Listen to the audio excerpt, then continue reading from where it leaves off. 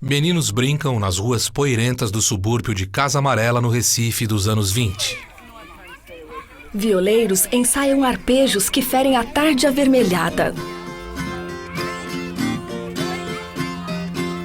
Dedicamos com carinho esta nossa cantoria, a viola nordestina trazendo sua energia, homenagem a Paulo Freire, andarilho da utopia. Em Recife, um certo dia, numa pequena avenida, disse às crianças: não fujam, não tem mais barba comprida. Vim aprender com vocês as coisas boas da vida.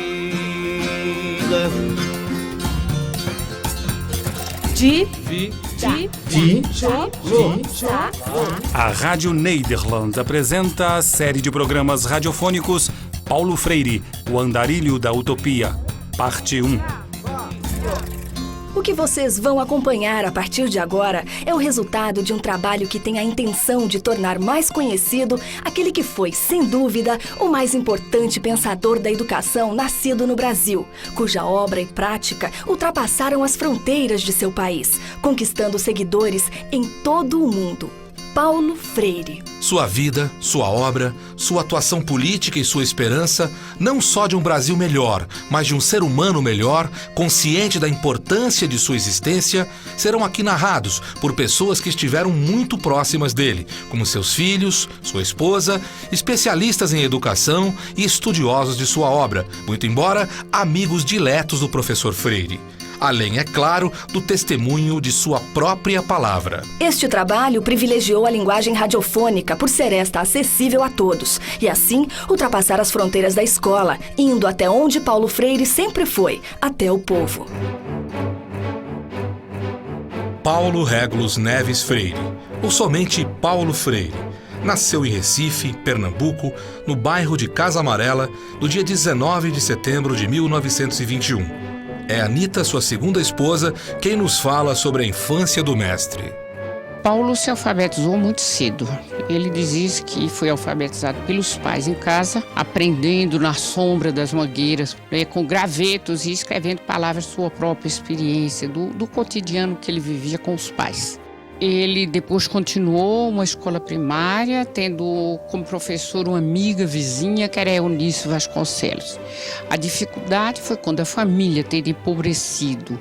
E Paulo dizia, misteriosamente, magicamente, pensava que ficavam menos pobres ou com menos dificuldades indo para Jaboatão, que é 18 quilômetros de Recife, mas era considerado na época uma cidade longe, que era o que ele dizia, o segundo exílio. Indo para esse segundo exílio, lá o pai dele morreu, a pensão era pequeníssimo, quase nada, pensão que ficou para a mãe e 4 filhos, e que ela vai ter que lutar para a sobrevivência da família. 1937. Paulo Freire está em Recife à procura de escola. Com o primário concluído há anos, ele ingressa tardiamente no Colégio Oswaldo Cruz, de propriedade do pai de Anita, Aloísio Pessoa de Araújo, que lhe concede uma bolsa de estudos. Nesta época, o Brasil vive a ditadura Vargas, que vai durar até 1945. É o período da Segunda Guerra Mundial, quando governos autoritários assumem o poder em vários países do mundo. Trabalhadores do Brasil, aqui estou, como de outras vezes, para compartilhar das vossas comemorações e testemunhar o apreço em que tenho o homem de trabalho como colaborador direto da obra de reconstrução política e econômica da pátria. Vargas quer industrializar o país, que tem uma economia atrasada, dependente de produtos primários, como a borracha, algodão, açúcar e café, e que tem preços muito instáveis nos mercados da Europa e dos Estados Unidos. O homem quem será? Será seu manduco ou será seu babá? Entre esses dois meu coração balança, porque na hora H quem vai ficar é seu cheguei. A crise é ainda pior no Nordeste brasileiro, cuja economia é exclusivamente baseada na cana-de-açúcar, que ocupa grandes áreas, os latifúndios, que vão exigir o emprego de muita mão de obra, mal remunerada e sem nenhuma instrução. O professor Ladislau Dauber, economista, casado com Fátima Freire, filha de Paulo Freire, nos fala sobre a realidade econômica do Nordeste brasileiro. O conjunto do Nordeste que foi explorado, digamos, que foi a base da riqueza, é a chamada Zona da Mata, que é uma zona muito ampla, extremamente rica, bem regada. Quem vai, por exemplo, pela estrada de Recife para João Pessoa, vê um imenso mar de cana. O problema é que aquilo foi ocupado pela cana, as populações foram expulsas para o interior, para as zonas secas, onde não tem condições de sobreviver, e são obrigadas a sobreviver miseravelmente e se empregar na safra, no plantio, na cana-de-açúcar, porque não interessava, inclusive, aos grandes produtores sustentar essa mão de obra o ano todo.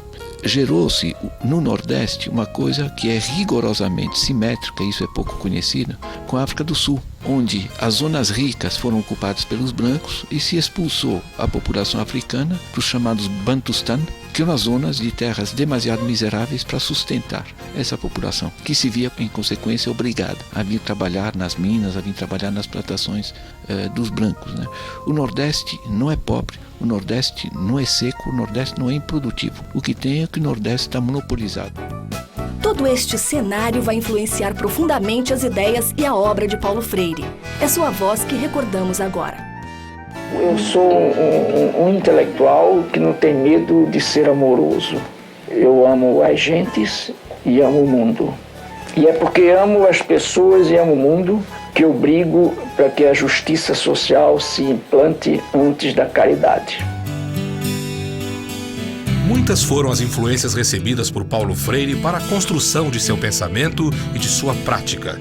Entretanto, a que mais pode causar estranheza é aliar a doutrina cristã, mais especificamente a católica, à doutrina marxista, de cunho materialista. O filho caçula de Paulo Freire, Lutgardes, nos ajuda a entender esta aparente contradição. Como vocês podem ver na mesa dele, tem o Cristo e tem o Lênin, Ou seja, tem as duas coisas, Ele aceitava essa contradição.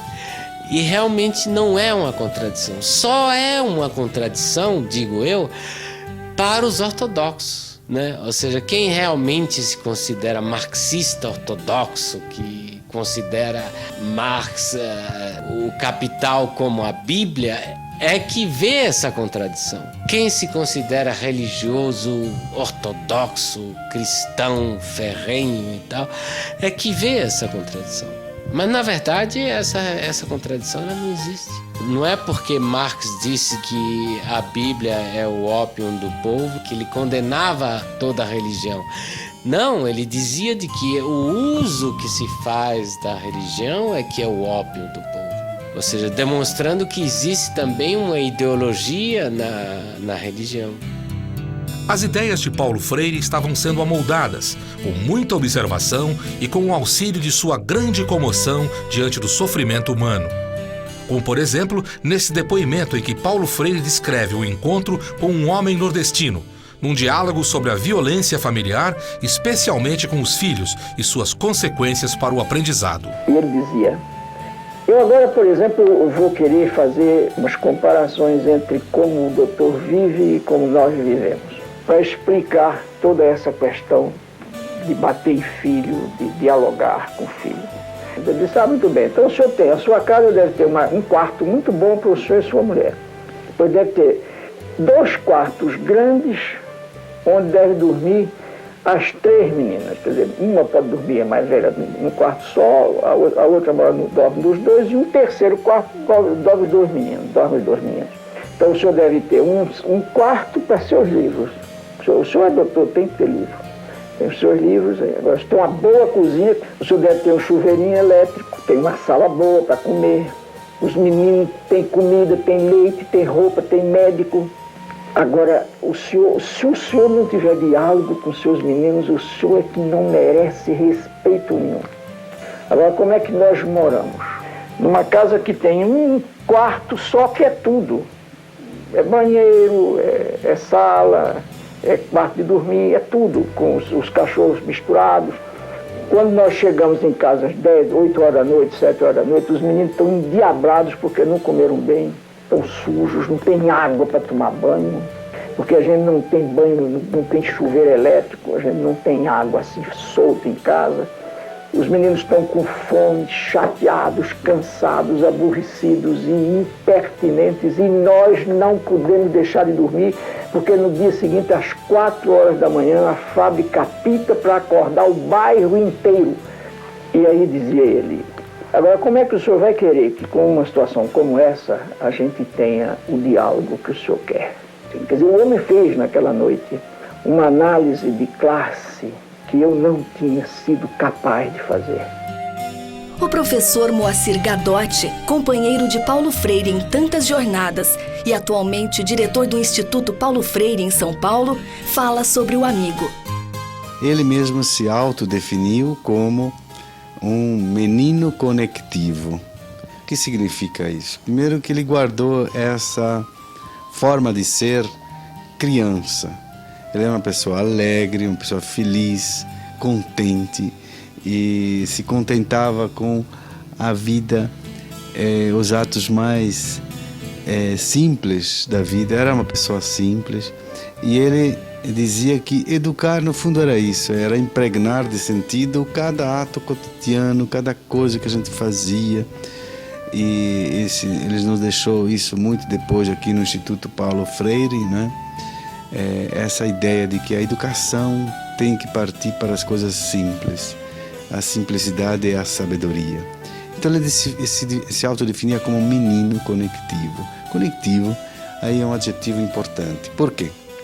Porque significa uma pessoa que quer se ligar com as outras, né? Que quer se comunicar com as outras, né? E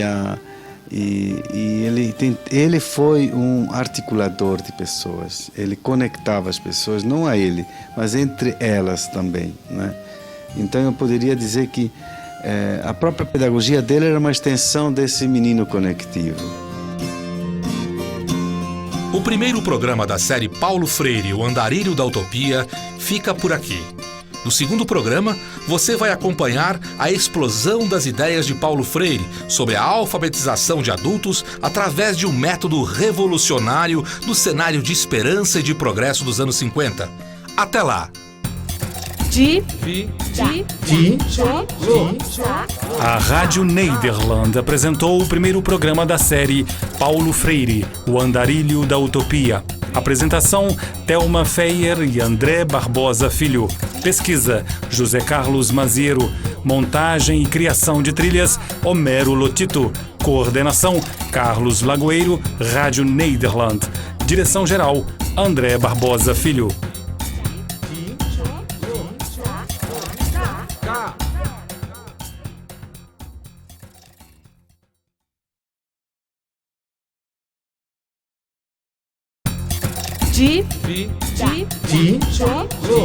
A Rádio Nederland apresenta a série de programas radiofônicos Paulo Freire, o Andarilho da Utopia, parte 2.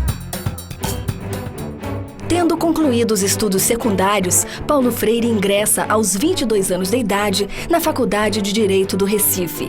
Quem nos fala sobre isso é o professor José Marques de Mello, um dos mais conceituados pesquisadores brasileiros das ciências da comunicação. Paulo Freire teve uma formação jurídica, era um advogado. E a Faculdade de Direito do Recife, ela formou, digamos, toda uma geração de eminentes juristas, mas também muitos daqueles que passaram pela Faculdade de Direito, eles não tinham necessariamente vocação jurídica. Quer dizer, a Faculdade de Direito foi um celeiro de formação política e cultural. E ele foi um daqueles tantos que depois da sua formação completada no plano jurídico, ele sentiu-se deslocado no campo do direito. E ele conta isso, inclusive nas suas memórias, quando a primeira experiência dele como solicitador acadêmico o constrangeu profundamente. As questões que apareciam para os estudantes resolverem eram questões entre seres humanos absolutamente pauperizados. Mais tarde, Paulo Freire descobriria que nunca teria vocação para a advocacia, conforme nos conta Anita, sua segunda esposa. E a primeira causa era o seguinte: ir lá tomar de penhor os instrumentos de um dentista. E o dentista disse, mas professor, mas doutor, como é isso? Se o senhor, eu já não estou podendo pagar com esses instrumentos trabalhando, se o senhor os tira, o que eu vou fazer? Nada. Ainda mais eu tenho mulher e tenho filhos, o que eu vou fazer? Vou voltar para casa e dizer para minha mulher que não tenho mais como trabalhar? Essa foi uma das coisas mais importantes na vida do Paulo, é respeitar o outro, aceitar as limitações do outro. Então, com isso, ele entendeu que era uma intromissão indébita, era um aviltamento à dignidade daquele homem tomar os instrumentos dele. Então, ele desistiu e disse, olha, eu acho que advogado tem que fazer uma opção de coisas que eu não vou ser capaz de fazer, porque eu não quero violentar o ser do outro. Então, eu prefiro ficar na educação mesmo. O primeiro emprego de Paulo Freire foi como professor do curso de magistério no Colégio Oswaldo Cruz, o mesmo em que tinha estudado. Em 1944, conheceu e casou-se com a professora primária Elza Maia Costa Oliveira, com quem teve 5 filhos: Maria Madalena, Maria Cristina, Maria de Fátima, Joaquim e Lutgardes. É o filho caçula, Lutgardes, quem nos fala sobre a mãe e sua importância para a vida de Paulo Freire. Minha mãe era uma pessoa fantástica, sabe? Muito dócil, muito carinhosa, muito afetiva. Ela foi uma pessoa que deu também um impulso à carreira do meu pai, porque no início meu pai ele era advogado, né? E minha mãe disse, não, olha, você tem que fazer educação. Quando meu pai acabou de escrever A Pedagogia do Oprimido, quem leu a primeira vez foi a minha mãe. Ela era uma pessoa de uma importância muito grande para o meu pai, até do ponto de vista emocional, até do ponto de vista psicológico, né? No sentido de levantar a bola, né, do meu pai, ou seja, o ânimo, né, que ele precisava para encarar as dificuldades, encarar as tempestades que ele vivia, né? Agora é o próprio Paulo Freire quem nos fala de Elza. Eu às vezes fico pensando que a Elza exerceu mais influência em mim do que eu nela. Eu não diria que eu não exerci influência na Elza, porque eu acho que dificilmente alguém pode ser influenciado sem influenciar. Quer dizer, isso não existe. Mas particularmente eu acho que ela foi numa certa forma muito própria de ser silenciosa, ela foi incisivamente pedagoga de mim. Quer dizer, ela teve um papel indiscutível na minha vida durante um longo período em que nós vivemos sem hiatos, não? Casados durante 42 anos. É um tempão, um negócio fantástico. Depois da experiência como professor, Paulo Freire foi ser diretor do setor de Educação e Cultura do SESI, órgão então recém-criado pela Confederação Nacional das Indústrias, num acordo com o governo Vargas. Será dessa experiência com os adultos trabalhadores que Paulo Freire sentirá a necessidade de enfrentar a questão da educação e, mais particularmente, da alfabetização. Com a queda da ditadura Vargas, o Brasil conhece a segunda onda de industrialização, com a vinda das empresas multinacionais, acompanhando um esforço pela modernização do seu parque produtivo. O país agrícola começa aos poucos a tornar-se um país industrializado, com a produção de artigos de consumo sofisticados, como, por exemplo, o automóvel. Para tanto, há também uma migração do campo para a cidade. O processo, conhecido como êxodo rural, vai gerar uma grande concentração de pessoas nas cidades e um esvaziamento no campo. É a época do surgimento da televisão, nascida em parte do florescimento da programação radiofônica nos anos 40. Tempo do samba-canção, da bossa nova, da construção de Brasília. Para a área brasileira, fica na esquerda agora com Orlando, Orlando para Pelé, Pelé domina no peito, de calcanhar para Zagallo, Zagallo prepara-se, tem Pelé, levantou, Pelé entrou de cabeça para o arco e gol! Pelé, com uma cabeçada extraordinária, marca o 5º gol do Brasil. Brasil campeão mundial de futebol. Se você disser que eu desafino amor. Saiba que isto em mim provoca imensa dor. Só privilegiados têm ouvido igual ao seu. Eu possuo apenas o que Deus me deu. Se você insiste em classificar. A data de hoje tornou-se duplamente histórica para o Brasil, porque a gloriosa evocação do passado junta-se agora à epopeia da construção desta nova capital que acabamos de inaugurar. Bossa Nova mesmo é ser presidente desta terra descoberta por Cabral. Para tanto basta ser tão simplesmente simpático, risonho, original. Mas ao lado desta corrida pelo progresso dos anos 50, era necessária uma autoafirmação da nação para poder determinar o rumo de seu desenvolvimento. Era preciso que o indivíduo desta nação também se libertasse dos laços do atraso cultural. Paulo Freire, que estreitava seu contato com os intelectuais do ISEB, Instituto Superior de Estudos Brasileiros, propunha uma educação coerente com essa proposta de crescimento de cunho nacionalista que se tinha para o Brasil de então. É quando ele cria um método de alfabetização de adultos que teria reconhecimento internacional. Vamos ouvir o professor Paulo Freire.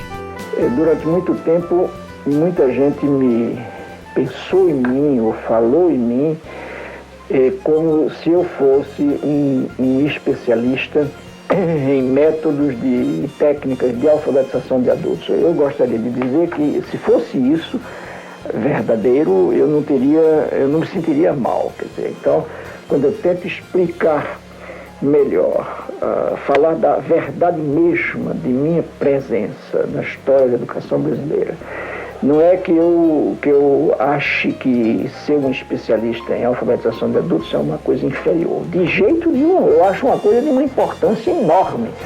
Mas só que a minha preocupação desde o começo era um pouco mais gulosa do que essa. Quer dizer, o que eu buscava já naquela época, nos anos 50, era uma crítica à educação brasileira e até não só brasileira. E aí, obviamente, que eu incluía nessa crítica a crítica ao formalismo mecanicista das práticas da alfabetização de adultos. O professor Moacir Gadotti, que dirige o Instituto Paulo Freire, nos fala sobre o método Paulo Freire de alfabetização.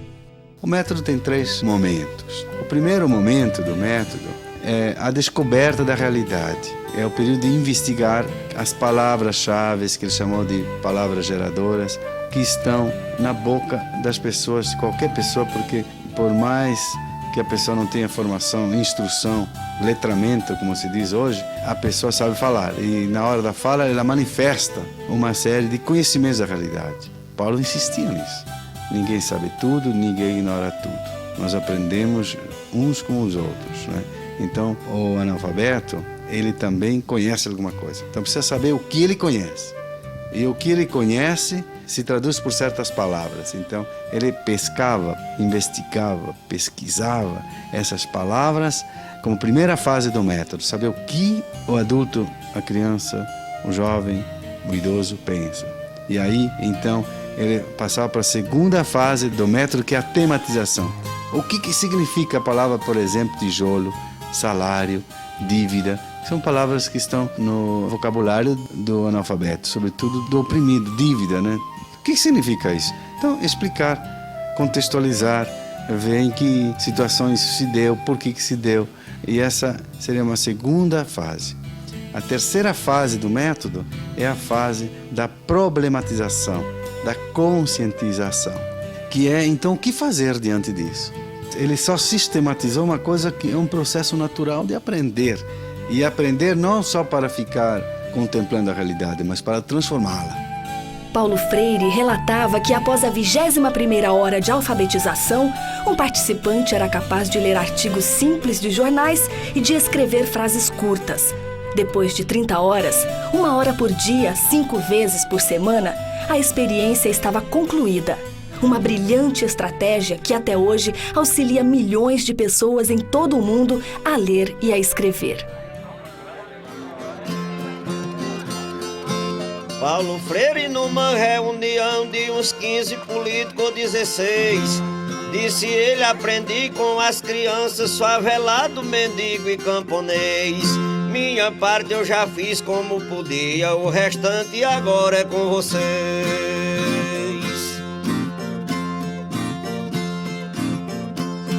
Aprendi com tropeiros e almocreves, garis, pescadores, lavradores e ainda com o povo e as crianças nesse grande universo de valores. Como aprendi a lei em 30 horas e o resto depende dos senhores.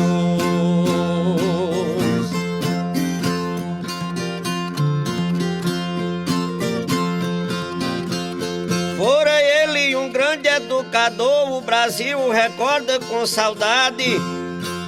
Transmitia de tudo que sabia e aprendia com a própria humanidade. Ensinava a aprender em 30 horas quem tivesse com força de vontade.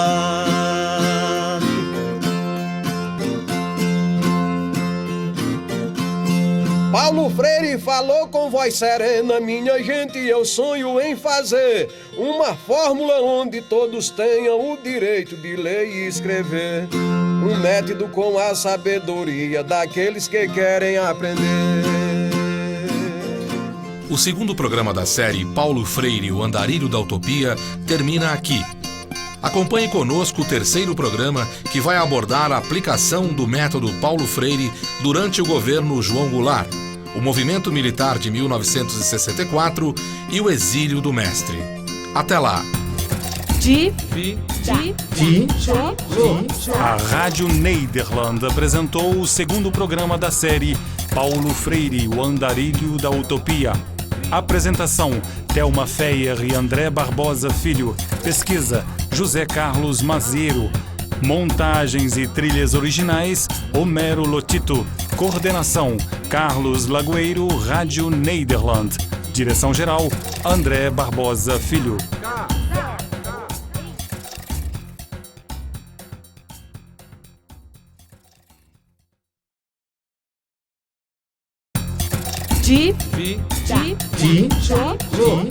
A Rádio Nederland apresenta a série de programas radiofônicos Paulo Freire, o Andarilho da Utopia, parte 3.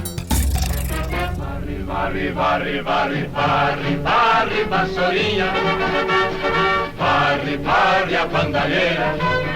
E o povo já está cansado de sofrer dessa maneira. O governo de Vossa Excelência, que ora se finda, terá marcada na história sua passagem, principalmente porque, através de sua meta política, logrou consolidar em termos definitivos no país os princípios do regime democrático.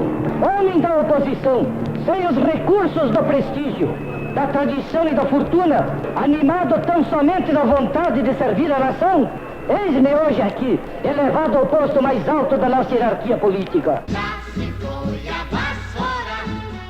Cabe a esta presidência dar ciência ao Congresso Nacional e à nação do ato de renúncia praticado no dia de hoje pelo presidente Jânio Quadros ao mandato de presidente da República.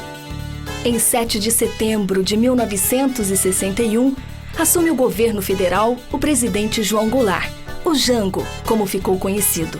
Jango inicia seu governo na condição de presidente sem poder, pois as forças políticas conservadoras aprovam às pressas um regime parlamentarista para que ele divida o governo com um primeiro-ministro. Jango logo consegue retomar as rédeas do poder através de um plebiscito, que conduz novamente o país ao regime presidencialista. E é neste clima, um misto de euforia entre as classes populares organizadas e de temor pelos conservadores em razão das medidas sociais anunciadas pelo governo Jango, que vários projetos podem ser aproveitados, como o de Paulo Freire e seu método de alfabetização de adultos. É a mulher de Paulo Freire, Anita, quem nos conta sobre este experimento. O método foi ficando conhecido em Recife quando o governador do Rio Grande do Norte, Aloysio Alves, manda um dos seus secretários via Recife perguntar a Paulo se ele aceitava fazer uma experiência e que teria que ser em Angicos.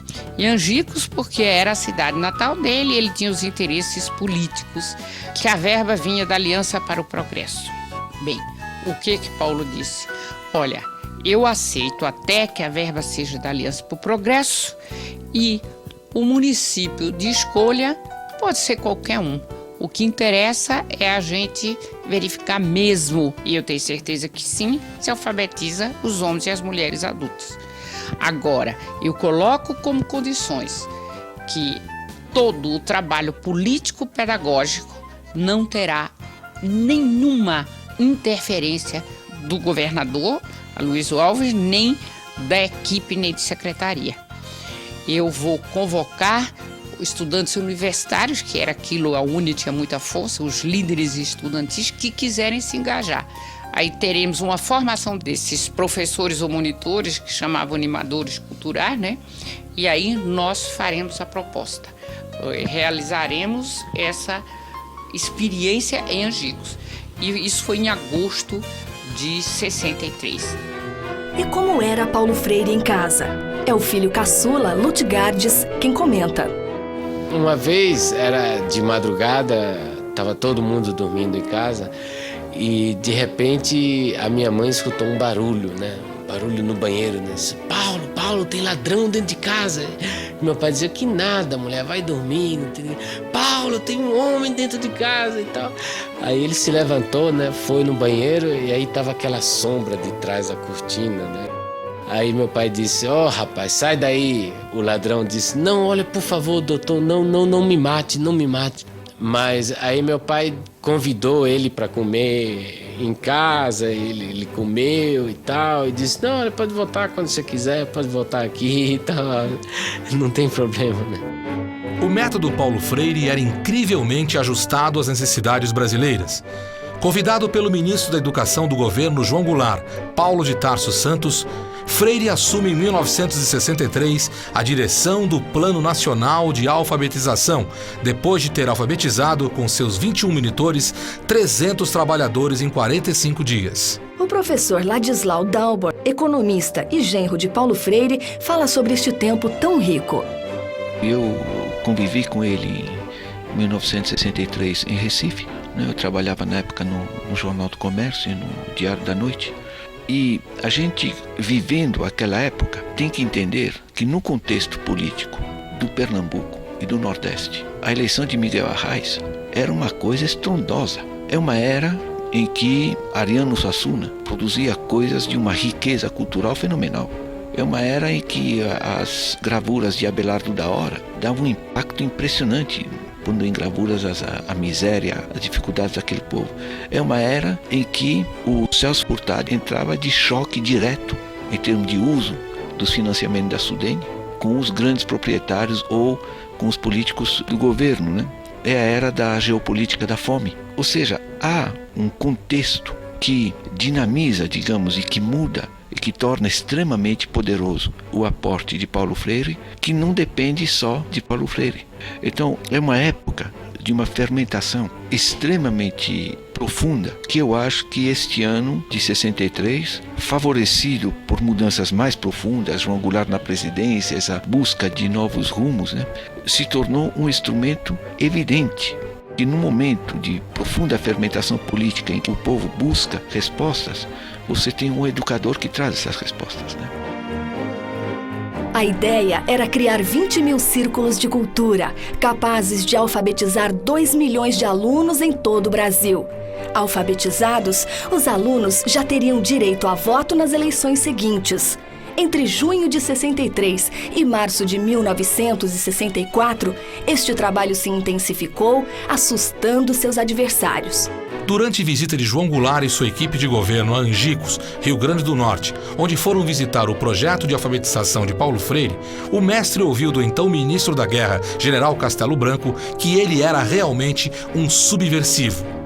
Paulo Freire já pressentia o golpe militar que se avizinhava. No almoço, sentando-se ao lado do militar, Paulo Freire lhe disse, como nos conta Anita: Olha, seu general, subversivo depende do ponto de vista.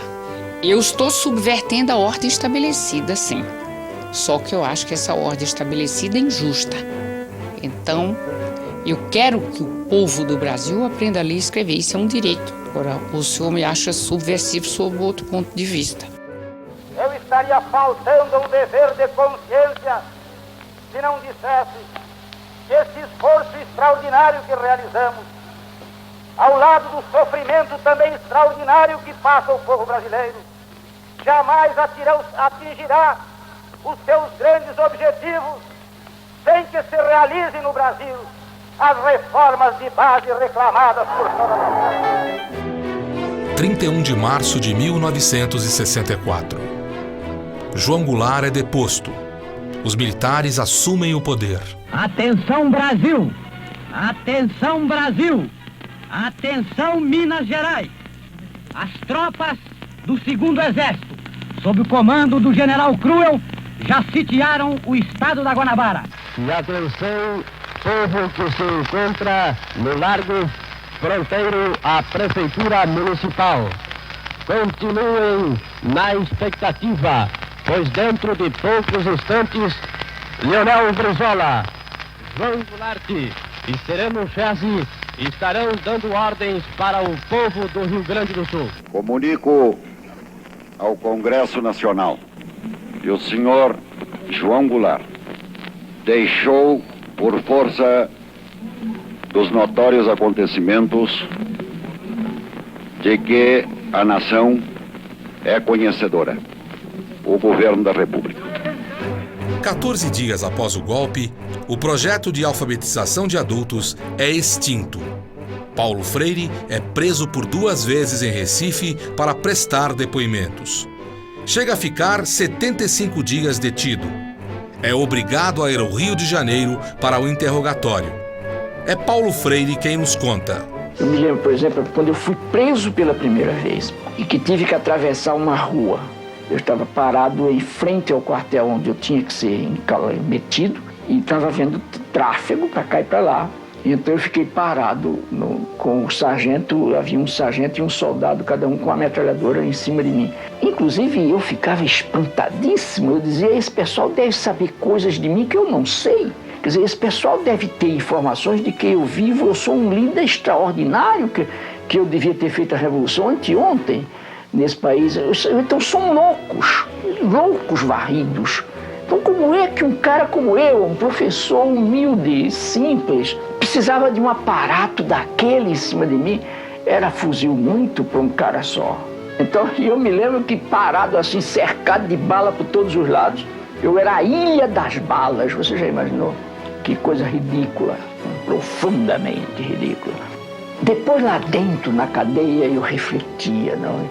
E disse, puxa, o meu espanto da prisão era um espanto de classe social. Eu encontrei camponeses presos que não tinham espanto nenhum. Porque prisão para ele é óbvio, faz parte da vida de espoliado que ele é. Então eu aprendi muito, não cabe aqui fazer a descrição dos meus aprendizados, mas eu aprendi muito. E eu até diria a vocês que foi este aprendizado da cadeia que em muito aspecto me preparou para a vida fora do Brasil. O trabalho de Paulo Freire está interrompido no Brasil. Os militares firmam acordos internacionais, mudam currículos, instituem disciplinas de cunho claramente ideológico nas escolas de 1º e 2º graus. Criam, em substituição ao método Paulo Freire, o Mobral, um projeto de alfabetização nacional com apoio do rádio e da televisão que prometia acabar com o analfabetismo em 10 anos. Infelizmente, redundou em tremendo fracasso. Em 1980, a taxa de analfabetismo era ainda de 25,4%. Com a instituição da ditadura militar, o sonho da alfabetização foi adiado. Vieram as perseguições, as prisões, enfim, as lideranças de vários setores que representassem algum perigo à nova ordem estabelecida eram impedidas de exercer sua cidadania, obrigadas a viver na clandestinidade e muitas torturadas e mortas. Alguns conseguiram escapar para outros países. Entre estes, Fernando Henrique Cardoso, que viria a ser eleito presidente da República em 1994. Paulo Freire consegue salvo-conduto através da Embaixada Boliviana e vai para La Paz, iniciando um exílio que duraria aproximadamente 16 anos.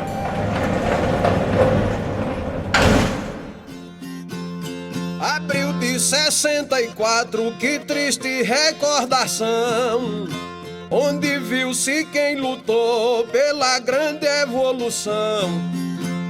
Sofrer com seus companheiros, ai, ai, ui, ui, no gelo de uma prisão. Fora triste aquele instante de dores e desesperos, onde nosso andarilho ao lado dos companheiros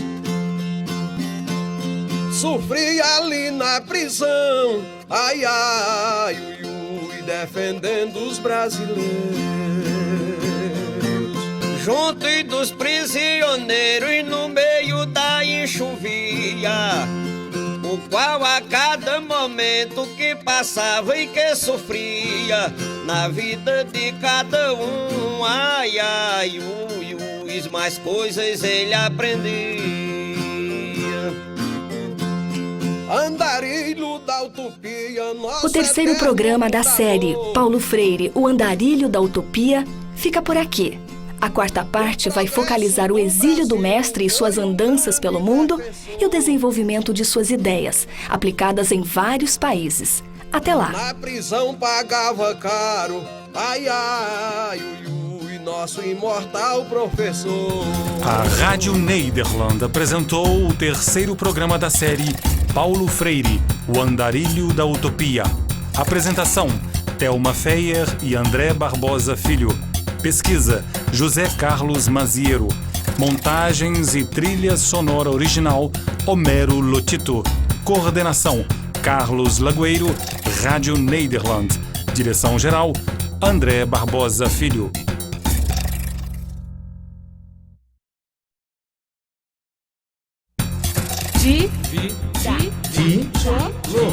A Rádio Nederland apresenta a série de programas radiofônicos Paulo Freire, o Andarilho da Utopia, parte 4.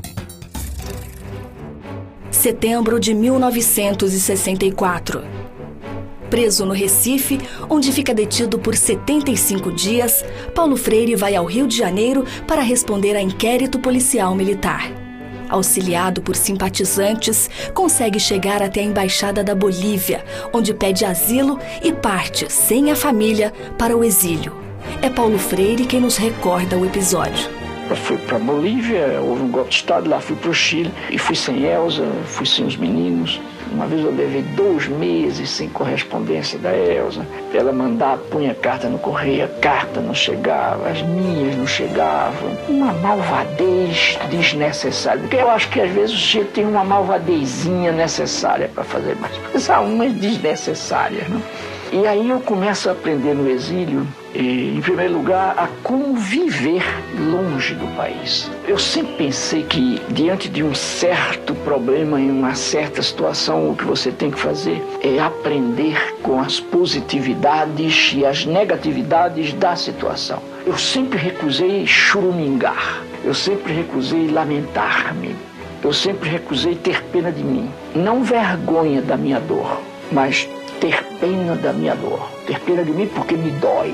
Na morte da Elza eu jamais aceitei 10 minutos de ter pena de mim, entende? Nem ter raiva porque ela morreu. Procurei sempre aprender do sofrimento, aprender do gozo, de aprender de tudo. O exílio foi uma das grandes oportunidades de aprendizado para mim.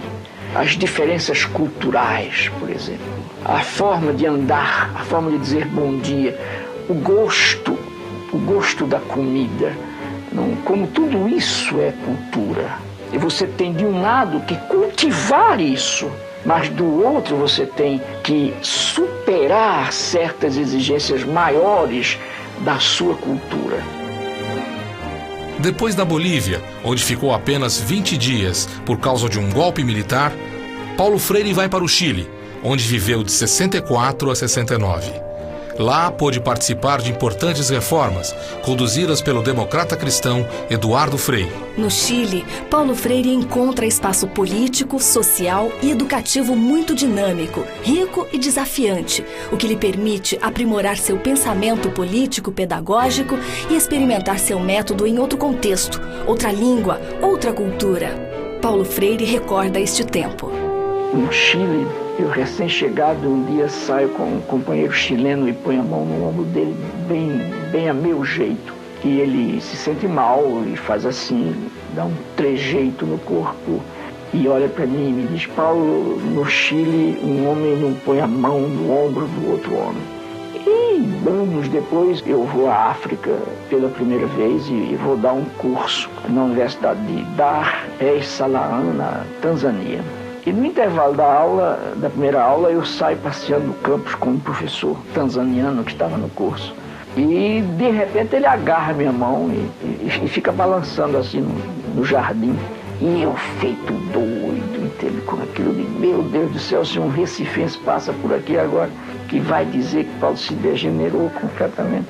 Se realmente há alguma coisa errada na minha cultura, que não permite um gesto afetivo. Quer dizer, a mesma coisa. Então, vocês não imaginam quanto eu aprendi no segundo momento dessa prática, dessa experiência do corpo, do toque do corpo. E aí eu me curei. O lançamento no Chile do seu livro A Pedagogia do Oprimido cria embaraços para Paulo Freire frente a seus opositores. E em 1969 parte para os Estados Unidos. O professor Moacir Gadotti, diretor do Instituto Paulo Freire em São Paulo, nos conta a respeito deste tempo. Paulo foi exilado, em 64, trabalhou durante 5 anos no Chile, teve uma passagem rápida para uma universidade americana, a Universidade de Harvard, e foi trabalhar em Genebra, e foi lá que eu conheci, lá no Conselho Mundial das Igrejas. Ele pôde, através do Conselho Mundial das Igrejas, dar uma extensão maior ao trabalho dele, sobretudo na África, nos países que estavam se libertando naquela época, e ele teve, então, aí um trabalho importante na formação dos sistemas de ensino, uma formação mais progressista, mais avançada, A gente precisa ficar sabendo de uma vez por todas que eles sempre vão apelar para a violência, e ai de nós, se nós não nos prepararmos para essa violência. E seguindo a canção, somos todos iguais, braços dados ou não, nas escolas, nas Sua Excelência, o senhor Presidente da República, após ter ouvido os membros do Conselho de Segurança Nacional, resolveu baixar um ato institucional que tem como finalidade fundamental preservar a Revolução de Março de 1964.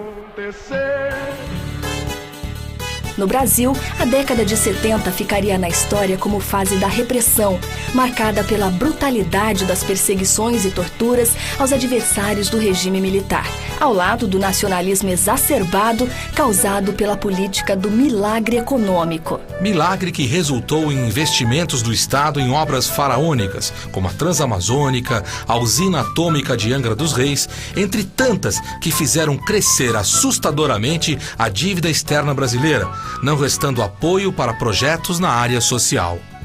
Hoje você é quem manda, falou, tá falado, não tem discussão, não. A minha gente hoje anda falando de lado e olhando pro chão, viu você que... Passou a paquete, rolou pra Pelé, atenção Pelé pra Carlos Alberto Livre, pra frente Brasil. Brasil, do meu coração. Todos juntos vamos pra frente, Brasil, salve a seleção. Paulo Freire, por seu lado, está correndo o mundo. Assume um compromisso como consultor do Conselho Mundial das Igrejas em Genebra, na Suíça, e em seguida realiza uma série de viagens à África para países como Tanzânia, Guiné-Bissau, Angola, Cabo Verde e São Tomé e Príncipe. Em todos esses países, Paulo Freire estava preocupado não só em acabar com o analfabetismo, principalmente do adulto, mas também em erradicar o que ele chamava de consciência hospedeira da opressão, ou seja, para Paulo Freire, de nada adiantaria libertar aqueles povos africanos da opressão portuguesa se estes repetissem os mesmos comportamentos dos portugueses depois de libertos. Ler não é passear por cima das palavras. Não ler é ter uma compreensão profunda do lido, estética também do lido. Quer dizer, se esse país levasse a sério o exercício da leitura da palavra associada à leitura do mundo, e com todas as suas implicações de ordem estética, de boniteza e também de liberdade de criação, eu acho que ensinar a ler e a escrever numa perspectiva como essa faz parte da pedagogia da democracia. Paulo Freire, a este tempo, escreveu muito. Pôde aplicar suas ideias para a construção de um novo conceito de educação. Mas quanto aos meios de comunicação, o mestre causou polêmicas ao criticar seu uso manipulador pelas grandes corporações. O professor Marques de Mello, respeitado pesquisador brasileiro das ciências da comunicação, explica essa questão. Ele era radical na questão da dialogicidade. Então, todo o processo educacional que não envolvesse o mútuo aprendizado do educador e do educando, ele recusava. Então, havia uma corrente de educadores que entendia que a mídia, os meios de comunicação de massa, eram meios que podiam ser utilizados para a educação, e você compensaria a questão de uma certa unilateralidade no processo de transmissão da mensagem através da retroalimentação, aguçando os mecanismos do feedback. Mas Paulo não aceitava isso, é tanto que ele, por exemplo, ele recusava o uso da cartilha. O método Paulo Freire era um método através de fichas, de ideias que eram geradas através das palavras geradoras. Então era um processo que pressupunha a ida do educador ao meio ambiente em que estavam os educantes para aprender com eles e só a partir daí formular, organizar o elenco de palavras que seriam usadas na educação. Mas ele continuava ainda muito cético em relação ao rádio e à televisão. Ele, na minha opinião, ele continua sendo um apocalíptico até o fim em relação ao rádio e à televisão. O professor Moacir Gadotti também fala sobre Paulo Freire e os meios de comunicação de massa. Olha, o Paulo trabalhou com os meios mais modernos que ele tinha na época, que era um projetor de slides, que era um filme na época, até importado, não tinha nem se produzia no Brasil, né? Ele sempre teve ao lado do uso das novas tecnologias. Ele tinha computador em casa e trabalhava com o computador no final da vida dele, né, através de uma secretária que digitava. Ele sempre escreveu à mão. Mas daí a dizer, por exemplo, que o Paulo era arredio, que achava que os meios de comunicação social não ajudavam para a educação, muito pelo contrário. Existem até teses que falam sobre isso. Só que ele percebia claramente que os meios de comunicação social estavam nas mãos de poderosas corporações que utilizam contra a pedagogia dele. Mas ele até negociava com essas corporações uma tentativa de introduzir a filosofia, o método dele. Com muitos acertos e alguns equívocos, como o da implantação do método de alfabetização em Guiné-Bissau, onde a escolha do português como língua-mãe mostrou-se totalmente enganosa, pois apenas 20% da população sabia o idioma, Paulo Freire, com muita experiência na bagagem, desembarca no Brasil depois de 16 anos no exílio. 1975. Com a morte do jornalista Vladimir Herzog e, em seguida, a do operário Manuel Fiel Filho, vítimas da violência do regime militar, a ditadura começa a mostrar sinais de enfraquecimento. Promovendo inicialmente uma distensão lenta, gradual e restrita, o governo militar decide em 1979 conceder uma anistia ampla, geral e irrestrita aos exilados que então voltam ao Brasil. O senhor reafirma aqui nesse instante os seus propósitos de reabertura democrática para o país? É para abrir mesmo, e quem quiser que não abra, eu prendo, arrebento. Não tenha dúvida.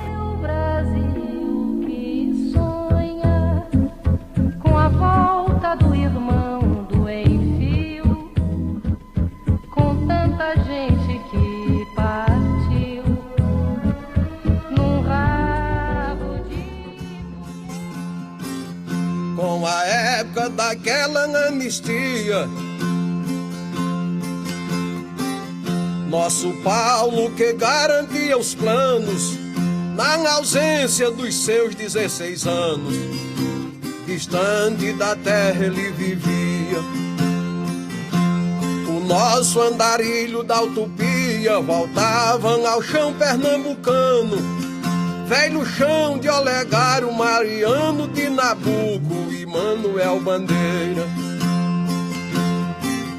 Fico alegre voltando pra Ribeira dos 10 pés de martelo alagoano. 1980. Paulo Freire volta ao Brasil numa fase de grande agitação.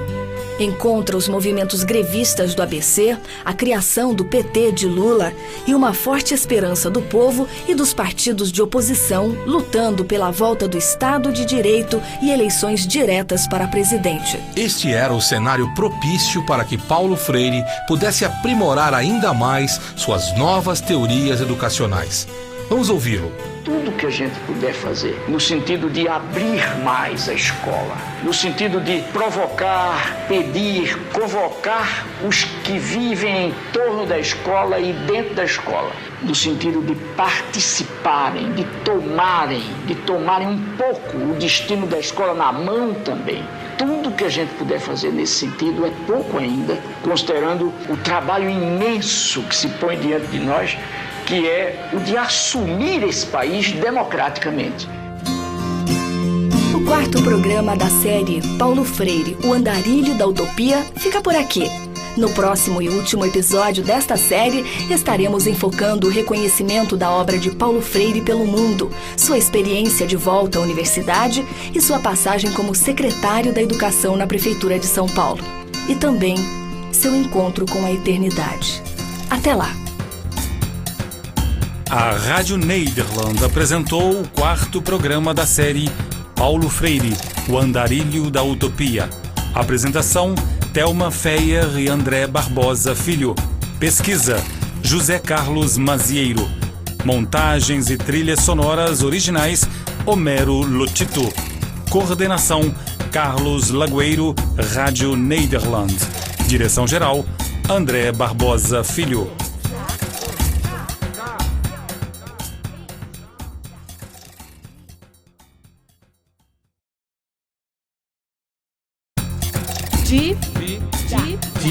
A Rádio Nederland apresenta a série de programas radiofônicos Paulo Freire, o Andarilho da Utopia, parte 5.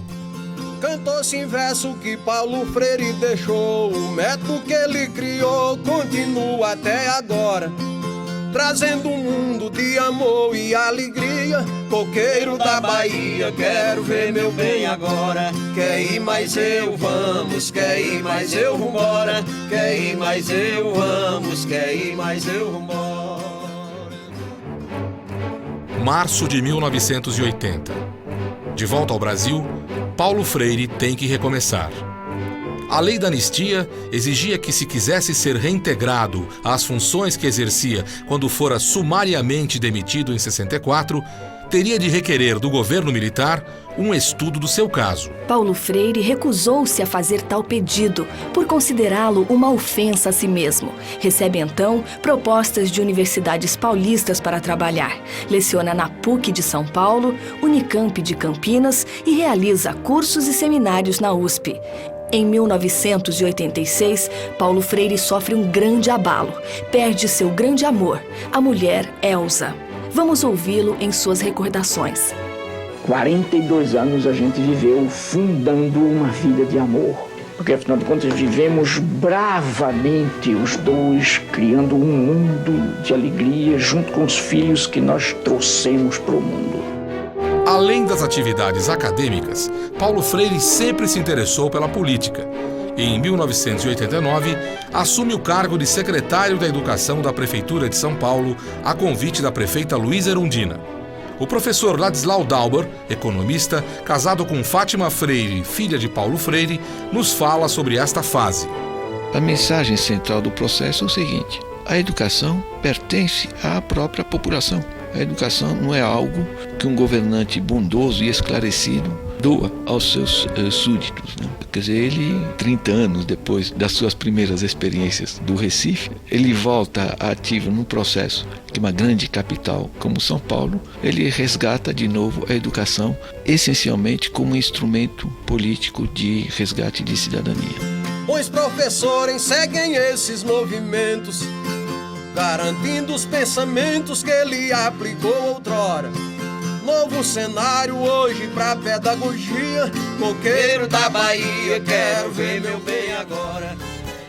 Paulo Freire foi um homem à frente de seu tempo. Suas ideias sobre uma nova maneira de educar passam obrigatoriamente pelo respeito ao universo de conhecimento do educando para que ele possa reproduzir no aprendizado este seu rico mundo interior. É o próprio Paulo Freire quem nos ensina.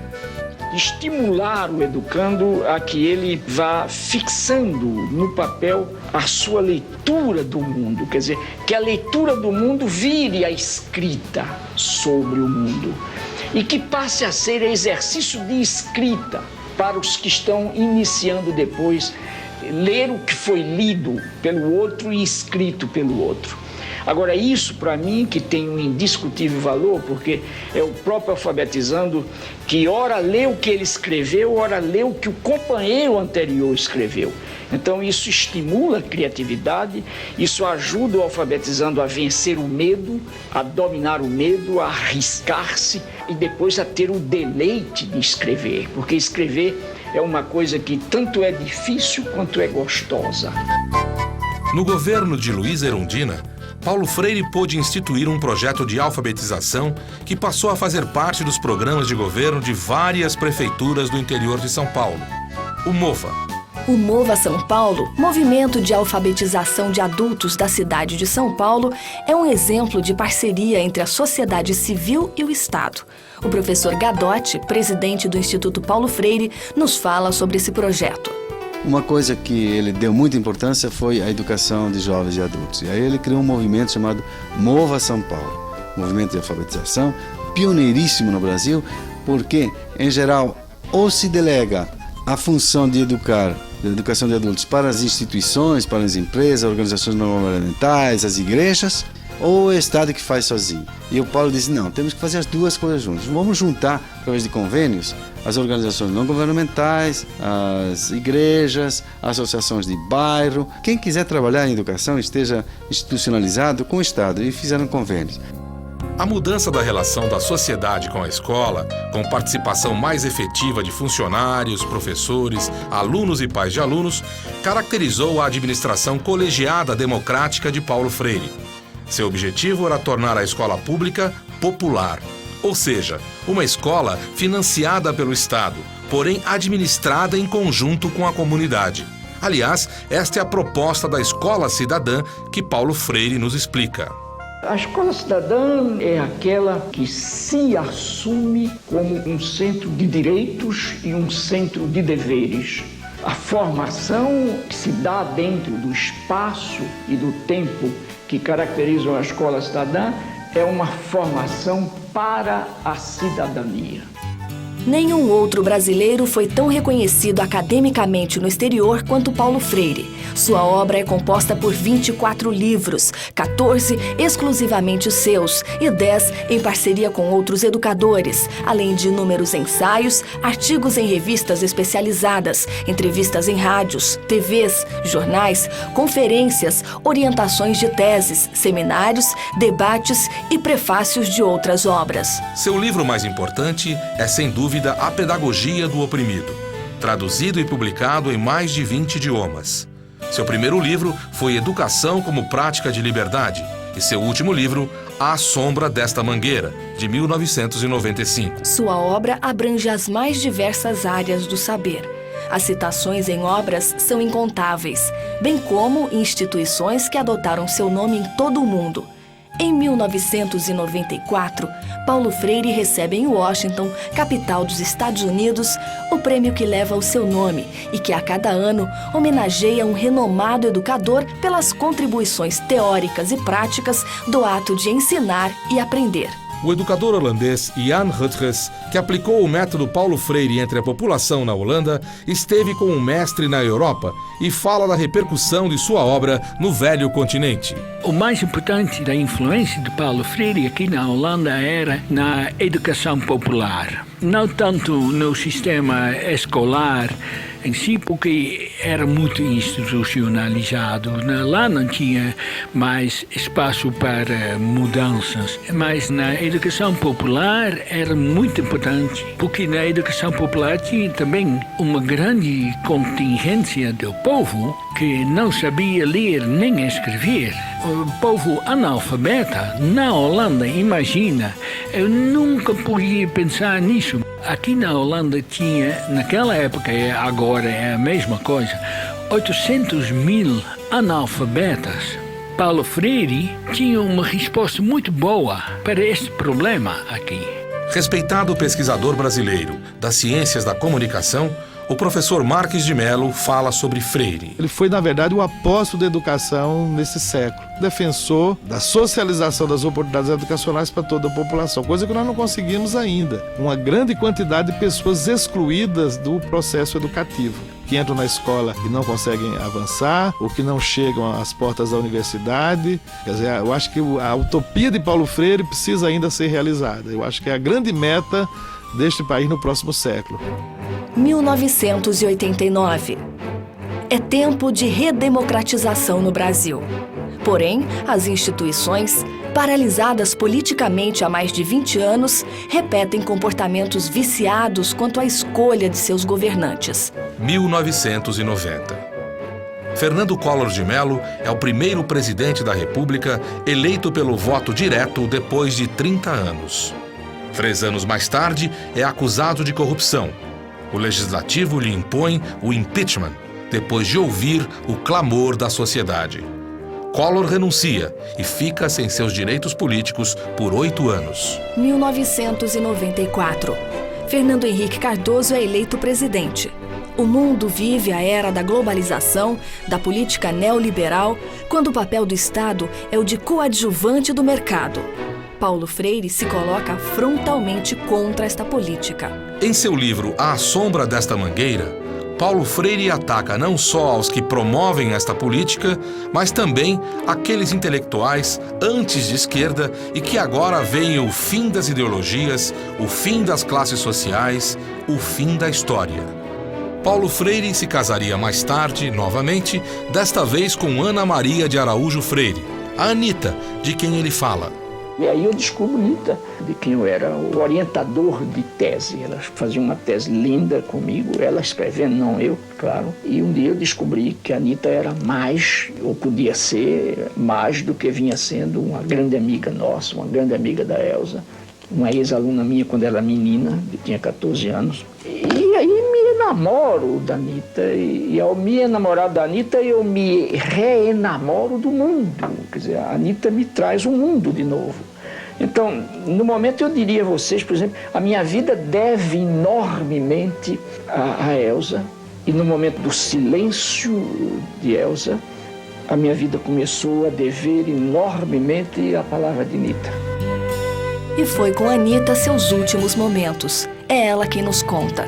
E era uma pessoa que vivia se cuidando, a gente ia pelo menos 2 vezes por mês ao consultório médico. Paulo tinha pressão alta porque fumou muito. Fazia mais de 17 ou 18 anos que ele não fumava, mas ele tinha obstruções em todo o sistema circulatório. Ele tinha um rim que não funcionava, ele tinha tido uma isquemia muito grande na Europa em 95, mas ele estava com o corpo todo comprometido.